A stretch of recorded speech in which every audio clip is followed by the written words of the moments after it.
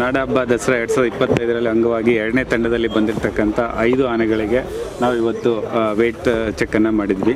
ಅದರಲ್ಲಿ ಶ್ರೀಕಂಠ ಬಂದು ನಮಗೆ 5540 kg ಇದ್ದಾನೆ. ಆಮೇಲೆ ತದನಂತರ ಸುಗ್ರೀವ ಬಂದು 5545 kg. ಆಮೇಲೆ ಹೇಮಾವತಿ 2440 kg ಇದ್ದಾಳೆ. ಆಮೇಲೆ ರೂಪಾ ಬಂದು ನಮಗೆ 3320 kg. ಗೋಪಿ 4990 kg ಇದ್ದಾರೆ.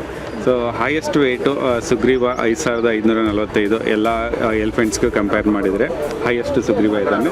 ಅದರ ನಂತರ ಒಂದು 5 kg ಕಡಿಮೆ ಇರೋದು ಶ್ರೀಕಂಠ. ಮತ್ತು ಈ ವರ್ಷ ನಾವು ತಂದಿರೋಂಥ ಚಿಕ್ಕ ಆನೆ ಅದು ಹೇಮಾವತಿ ಸಿಸ್ ಮೋರ್, ಅವಳೇ ಈಗ ಮೋರ್ ಅಟ್ರಾಕ್ಷನ್ ಈಗ ನಮ್ಮ ದಸರಾ ಇದರಲ್ಲಿ. ಸೊ ಅವಳು 2440 kg, ಎಲ್ಲಕ್ಕಿಂತ ಕಡಿಮೆ ವೆಯ್ಟ್ ಇರೋದು. ಹೈಯೆಸ್ಟ್ ವೆಯ್ಟ್ ಬಂದು ಸುಗ್ರೀವ ಇದ್ದಾನೆ.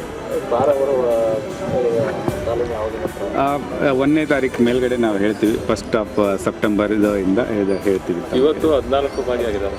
ಹೌದು, 14 ಆನೆಗಳು ತಾಲೀಮಲ್ಲಿ ಭಾಗಿಯಾಗಿದ್ದವು. ಎಲ್ಲ ಆನೆಗಳ ಆರೋಗ್ಯ ಸ್ಥಿತಿ ತುಂಬ ಚೆನ್ನಾಗಿದೆ.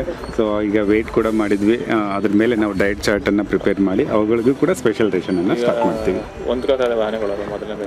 ಆಲ್ರೆಡಿ ಮೊದಲೇ ಬ್ಯಾಚ್ ಇಂಥ ಆನೆಗಳು ಆಲ್ರೆಡಿ ಎಲ್ಲ ಇದು ಅಂದರೆ ಮೈಸೂರು ಜನತೆ ಅಥವಾ ಏನು ಸೌಂಡ್ ಇರಲಿ ಅಥವಾ ಎಲ್ಲದಕ್ಕೆ ಆಲ್ರೆಡಿ ಒಗ್ಕೊಂಡಿದ್ದಾವೆ. ಸೊ ಈಗ 2ನೇ ತಂಡದ ಆನೆಗಳು ಆಲ್ರೆಡಿ ಅದರಲ್ಲಿ ಏನು ನಾವು ಅದನ್ನು ಬೆರೆಸಿದ್ದೀವಿ.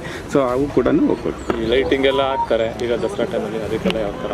ಹೌದು, ಲೈಟಿಂಗಿಗೂ ಕೂಡ ಅವು ಅಡ್ಜಸ್ಟ್ ಆಗ್ತವೆ ಅಂತಂದರೆ 2ನೇ ಬ್ಯಾಚ್ ಆನೆಗಳನ್ನು. ನಾಳೆ ಗಣೇಶ ಚತುರ್ಥಿ ಇದು ಏನೋ ಸಮಾರಂಭ ಇರೋದ್ರಿಂದ, ನಾಳೆ ಕಾರ್ಯಕ್ರಮ ಇರೋದ್ರಿಂದ 11 ಗಂಟೆಗೆ ಎಲ್ಲ 14 ಆನೆಗಳಿಗೆ ಗಜಪೂಜೆಯನ್ನು ಏರ್ಪಡಿಸಿದ್ದೀವಿ. ಹಾಗಾಗಿ ಎಲ್ಲ ಮಾಧ್ಯಮ ಮಿತ್ರರಿಗೆ ಕೂಡ ನಾವು ಸ್ವಾಗತನ ಕೊಡ್ತೀವಿ. ಊಟ ನಿನ್ನೆನೇ ಆಲ್ರೆಡಿ ಸ್ಟಾರ್ಟ್ ಮಾಡಿದ್ವಿ ನಾವು ಈವ್ನಿಂಗ್ ಬಂದ ತಕ್ಷಣ. ಯಾಕಂದರೆ ನಮಗಿರೋದು ಇನ್ನು ಶಾರ್ಟ್ಲಿ ಒಂದು 30 to 35 days ಅಷ್ಟೇ ನಮಗಿರೋದು. ಹಾಗಾಗಿ ನಿನ್ನೆನೇ ಸ್ಟಾರ್ಟ್ ಮಾಡಿದ್ದೀವಿ. ಅವಕ್ಕೂ ಕೂಡ ಸ್ಪೆಷಲ್ ರೇಷನ್ ಸ್ಟಾರ್ಟ್ ಆಗಿದೆ. ಜನಗಳು ಆನೆ ತುಂಬ ಹತ್ತಿರ ಬರ್ತಿದ್ದಾರೆ. ಜನಕ್ಕೆ ನಾನು ಒಂದು ರಿಕ್ವೆಸ್ಟು, ಆನೆಗಳಿಂದ ಜನರಿಗೆ ಯಾವುದೇ ತೊಂದರೆ ಇಲ್ಲ. ಹಾಗಾಗಿ ಜನರು ಡಿಸ್ಟೆನ್ಸಲ್ಲಿ ನಿಂತ್ಕೊಂಡು ನೋಡಿ, ಯಾವುದೇ ಕಾರಣಕ್ಕೂ ಫ್ಲ್ಯಾಶ್ ಲೈಟನ್ನು ಆನ್ ಮಾಡಿ ಮುಂದ್ಗಡೆ ಬರಬೇಡಿ. ಯಾಕಂದರೆ ನಿಮ್ಮ ಸೇಫ್ಟಿಗೋಸ್ಕರನೇ ನಾವು ಇಷ್ಟೆಲ್ಲ ಮಾಡ್ತಾಯಿದ್ದೀವಿ. ಪೊಲೀಸ್ ಇಲಾಖೆ ಮತ್ತು ಅರಣ್ಯ ಇಲಾಖೆ ನಿಮ್ಮ ಸೇಫ್ಟಿಗೋಸ್ಕರನೇ ನಾವು ಇಷ್ಟೊಂದು 2 ತಿಂಗಳ ಮುಂಚಿತವಾಗಿ ಆನೆಗಳನ್ನು ತಂದು ಅದಕ್ಕೆ ತಾಲೀಮನ್ನು ಮಾಡಿಸಿ ಯಾವುದೇ ಏನೋ ದುರ್ಘಟನೆಗಳು ನಡೆದೇ ಇರಲಿ ಅಂತ ಹೇಳ್ಬೋದು ನಾವು ಪ್ರಾಕ್ಟೀಸನ್ನು ಮಾಡಿಸ್ತಾ ಇದ್ದೀವಿ. ಹಾಗಾಗಿ ಮೈಸೂರು ಜನತೆ ಸ್ವಲ್ಪ ಡಿಸ್ಟೆನ್ಸಲ್ಲಿದ್ದು ಆನೆಗಳನ್ನು ನೋಡಿ ಅಂತ ನಾನು ಕೇಳ್ಕೊಳ್ತೀನಿ.